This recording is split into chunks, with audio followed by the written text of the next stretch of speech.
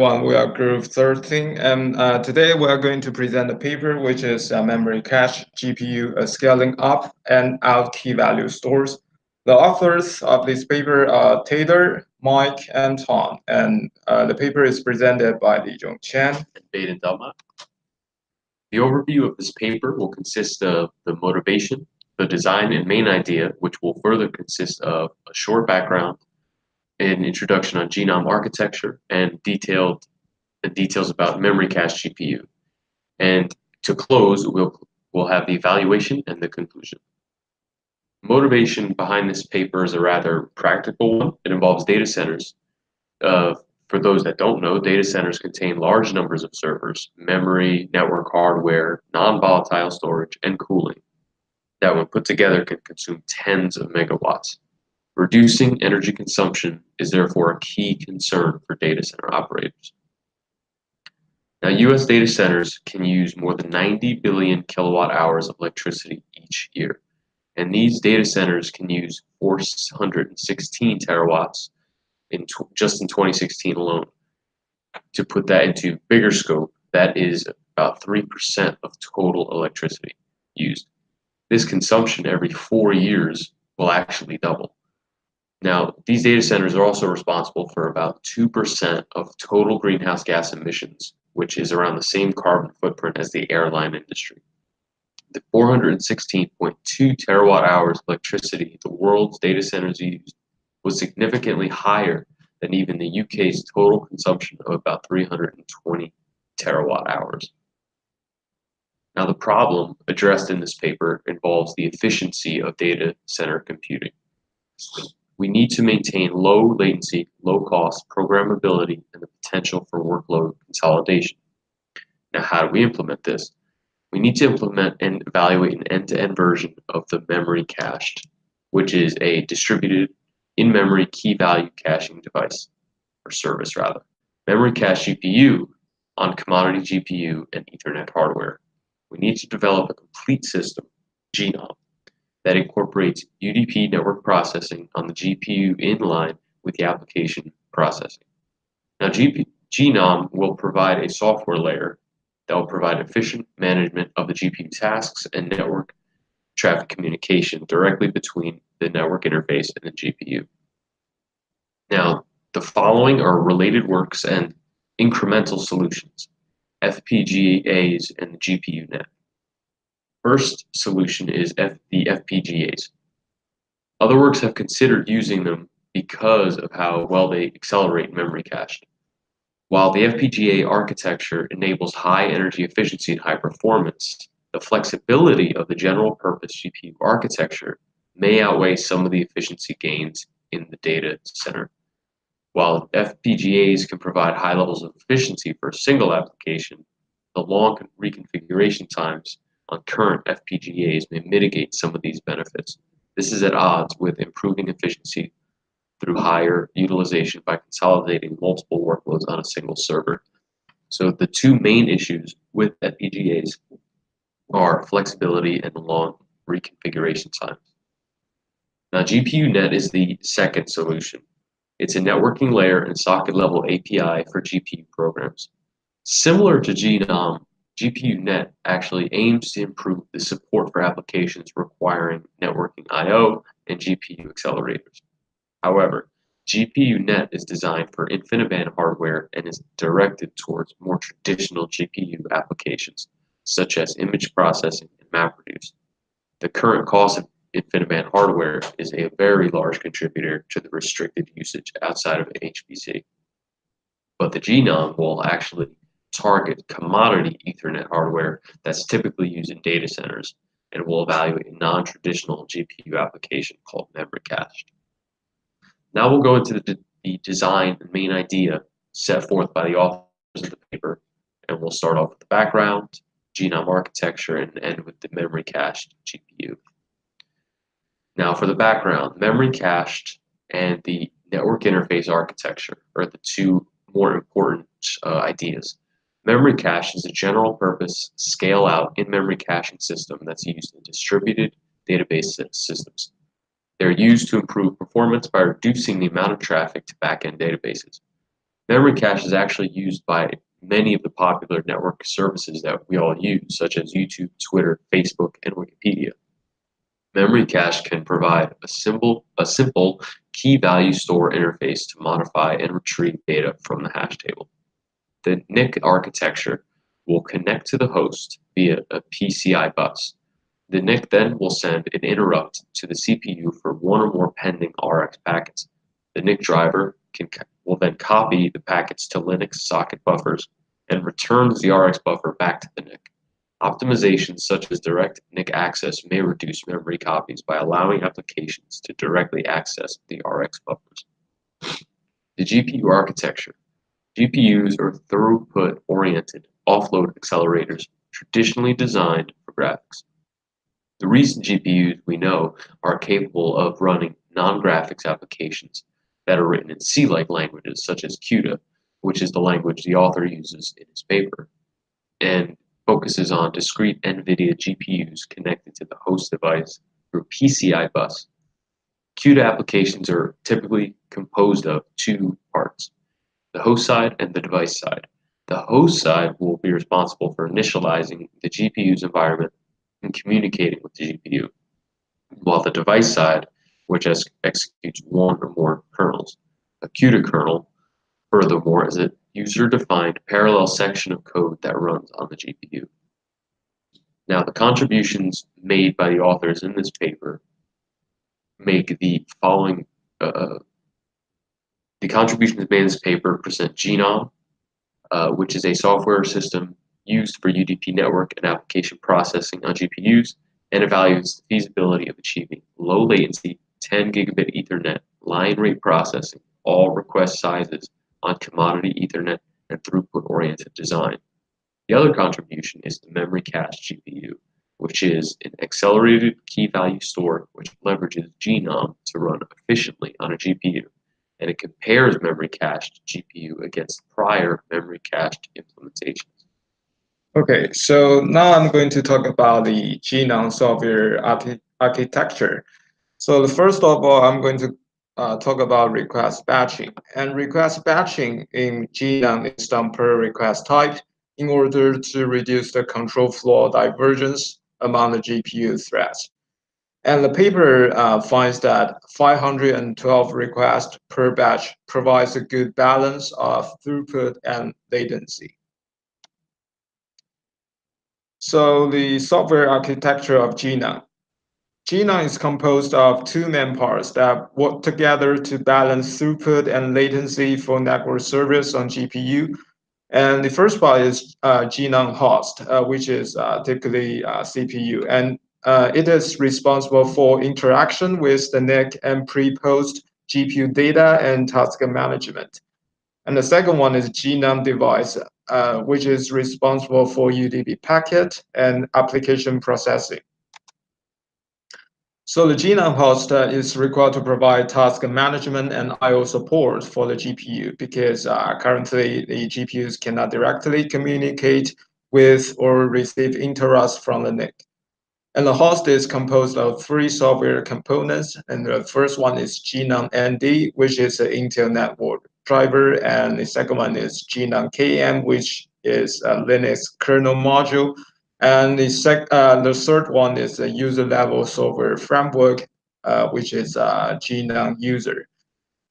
So the Genome device leverage additional helper thread to perform parallel tasks related to a single network service request, which explodes both packet level and task level parallelism to improve response latency.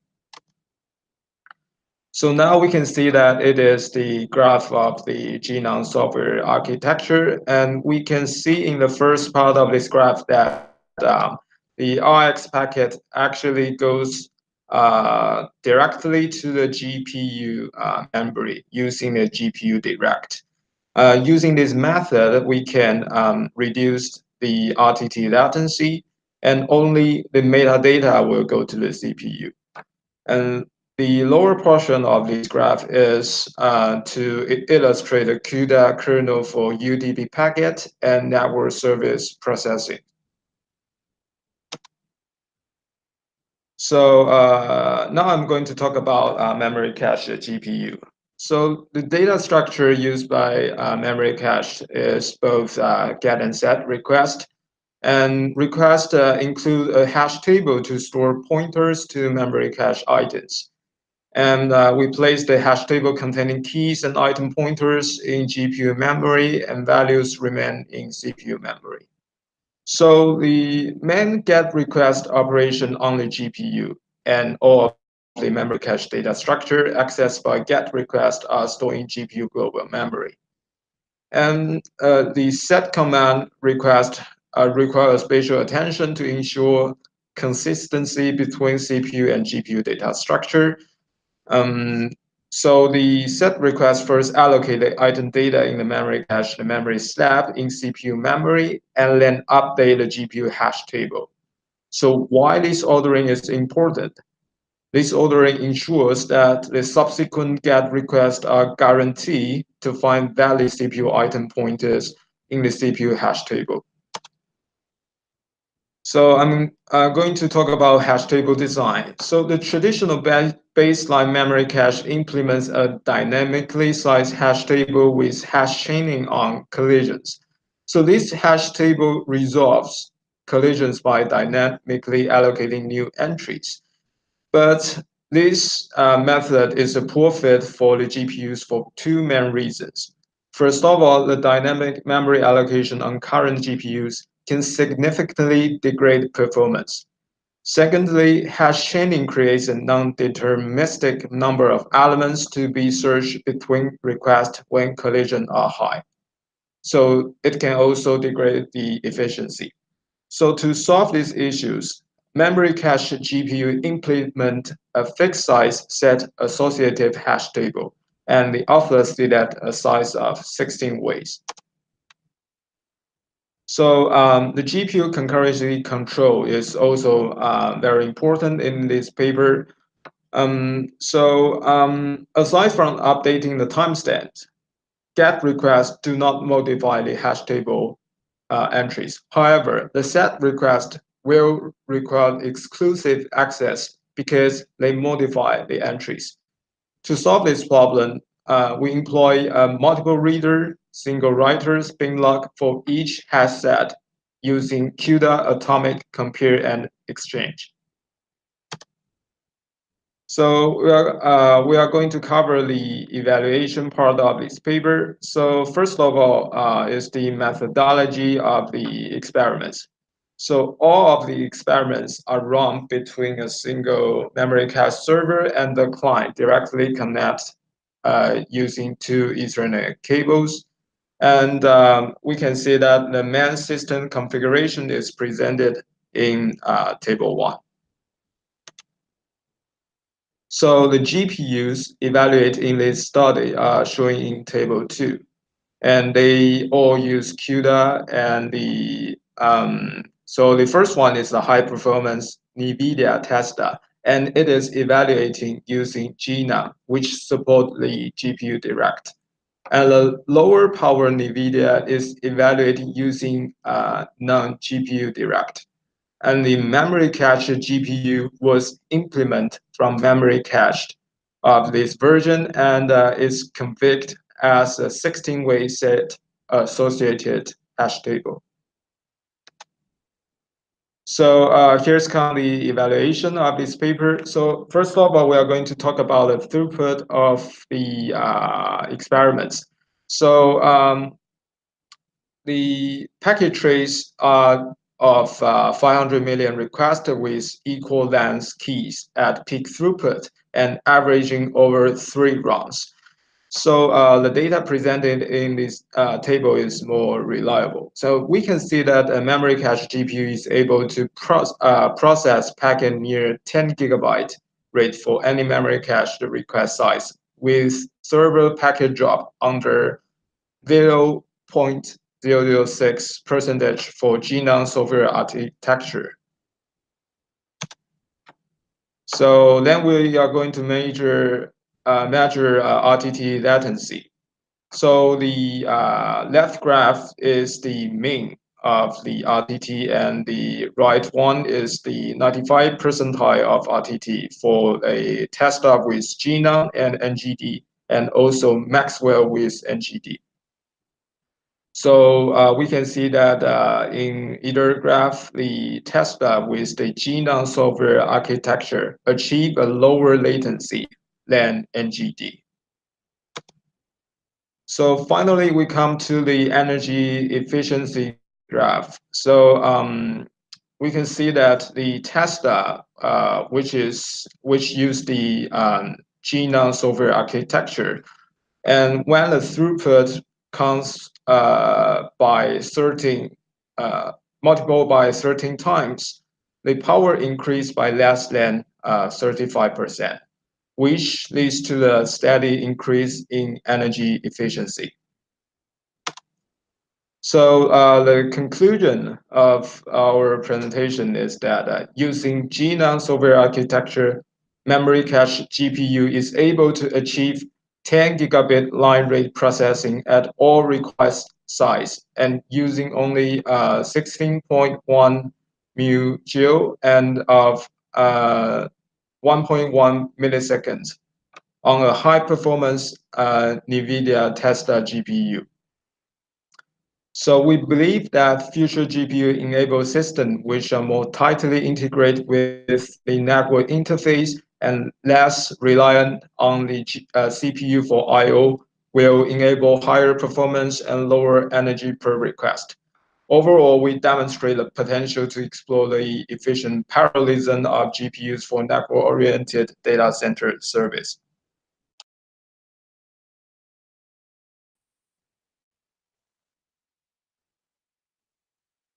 Now I'm going to answer the question regarding the presentation.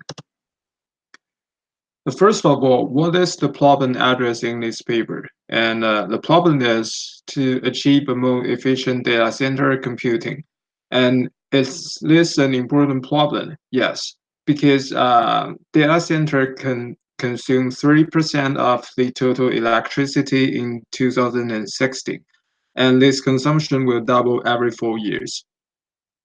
Did the author motivate convincingly this problem? Yes, the author tried to achieve lower energy per request, which reduce overall data center energy consumption. And the importance is practical. So are there any solution out there for this problem? Yes, FPGAs and GPU-NET. So what's wrong with this solution and why aren't they sufficient? And the first one is FPGA, and it is not sufficient. It's because it has long reconfiguration time and it is not flexible. And the second one is GPU-NET. The GPU-NET targets on InfiniBand hardware and traditional application. And data center targets on commodity hardware and non-traditional applications. So the similarities and difference between this work and existing solution. GNOM is similar to GPU-NET, that it aims to improve the support for application requiring network I/O on GPU accelerators. The novel contribution proposed in this paper is GNOM software and memory cache GPU. Is this a significant contribution? Yes, because it maintains high throughput and low latency while using relatively low energy per request. And it is incremental because the paper is based on author's previous work. How did the author demonstrate that their solution works? So first of all is the theoretical analysis. For example, GPU Direct, which bypass GPU and sends the RX packets directly to GPU memory. Then prototype implementation, for example, GNOM software and memory cached GPU. And then the simulations on a single memory cache server and client directly connected using two Ethernet cables. After that, the author compares the genome and memory cache GPU's results with the control group. Did they demonstrate this many times or just one or two? From the example of evaluating the throughput, we can see that the author averaging the output over 3 runs so that the data are more reliable. Did the author achieve what they set out to do? Yes. Using genome and memory cache, GPU is able to achieve 10 gigabit line rate processing at all request sites and using only 16.1 mJ of energy per request while maintaining 1.1 millisecond low latency on high performance NVIDIA Tesla GPU. Is the paper well organized and presented? Yes. The author first point out the problem of data center energy efficiency, then introduce some background knowledge regarding this paper, and then introduce the genome software architecture and the design of memory cache GPU. The paper then evaluates the proposed solution and compare with the relating works, and finally present the conclusion of potential to exploit the efficient parallelism of GPUs for network-oriented data center service. What did we learn from this paper? The first one is details make a difference.